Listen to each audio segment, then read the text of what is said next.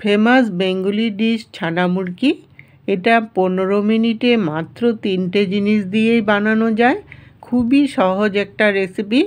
বাড়িতে যখন গেস্ট আসে তখন বাইরে যাওয়াও অসুবিধা হয়ে যায়, আর সামনে দোকানও থাকে না মিষ্টি জিনিস আনবেন বলে। এটা যদি আগের থেকে বানিয়ে রেখে দেন তাহলে আর বাইরে যাওয়ারই দরকার হয় না। আর এটা কিন্তু অনেক দিন স্টোর করেও রেখে খাওয়া যায়। খুবই সহজ এবং সুস্বাদু একটা রেসিপি বলতে পারেন। ওপর থেকে ক্রিস্পি আর ভিতরটা নরম। ছানা মুরগি যেহেতু ছানা তো লাগবেই। আমি পনির নিয়েছি, 100 গ্রামের থেকে একটু বেশি আছে এখানে। পনিরগুলোকে এখন পিস পিস করে কেটে নেব। আর পনির কিন্তু বাড়িতে বানিয়েও আপনারা এটাকে বানাতে পারেন, তবে পনিরটাকে একটু টাইট করে বানাতে হবে। পনির যেন ঝুরঝুরা হয়ে না যায় সেরকম একটা টাইট করে ছানাটাকে বানতে হবে।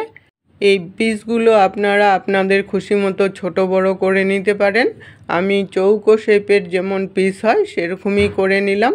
আপনারা ইচ্ছা করলে লম্বা লম্বা করেও করতে পারেন, তাহলেও কিন্তু দেখতে ভালো লাগবে।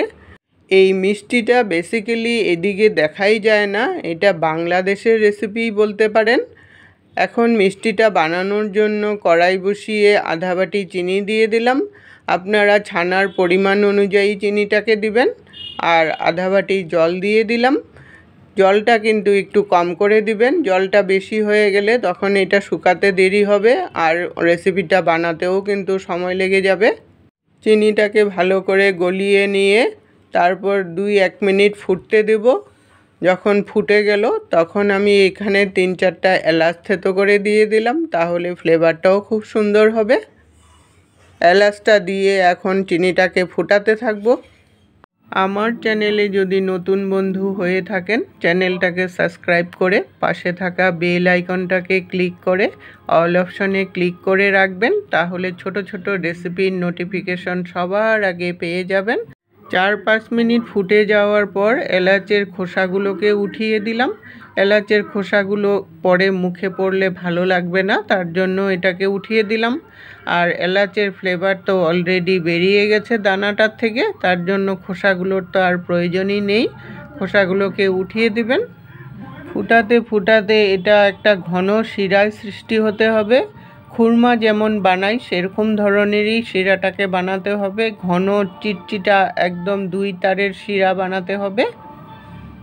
7-8 মিনিট এইভাবে ফুটিয়ে নেওয়ার পর তারপর শিরাটা যখন একদম ঘন হয়ে গেল, খন্তার থেকে পড়ছে কিন্তু খন্তার গায়ে লেগে আছে সেরকম ধরনের একটা শিরা বানাতে হবে। খন্তার থেকে পড়ছে, পড়তে পড়তে যখন লাস্টের ফোঁটাটা আস্তে করে পড়বে তখনই বুঝবেন যে শিরাটা একদম রেডি হয়ে গেছে। আর শিরার মধ্যে একটা সাদা সাদা ভাবও এসে যাবে। এই পর্যায়ে কিন্তু ছানাগুলোকে দিয়ে দিতে হবে। ছানাগুলোকে দিয়ে অনবরত নাড়তে থাকতে লাগবে। আর এই সময় গ্যাসটা কিন্তু বন্ধ করে দিবেন। এটা আস্তে আস্তে ঠান্ডা হতে থাকবে আর আঠা হয়ে জমাট বাঁধতে থাকবে। জমাট বাঁধতে বাঁধতে যখন পুরোপুরি চিনিটা ঠান্ডা হয়ে যাবে তখনই কিন্তু এটা শুকনো শুকনো হয়ে যাবে। একটা আঠালো ভাবের থেকে আস্তে আস্তে এটা শুকনো হয়ে যাবে। ঠান্ডা হয়ে যাওয়ার পর আপনাদেরকে দেখাচ্ছি কতটা সুন্দর জমাট বেঁধেছে। রেসিপিটা আপনাদের কেমন লাগলো বন্ধুরা কমেন্ট করে জানাবেন। একবার হলেও বাড়িতে ট্রাই করে দেখবেন, খুবই সুস্বাদু রেসিপি। এতক্ষণ সঙ্গে থাকার জন্য আপনাদেরকে অসংখ্য ধন্যবাদ বন্ধুরা। আবার দেখা হবে নতুন রেসিপির সাথে। সুস্থ থাকুন, ভালো থাকুন।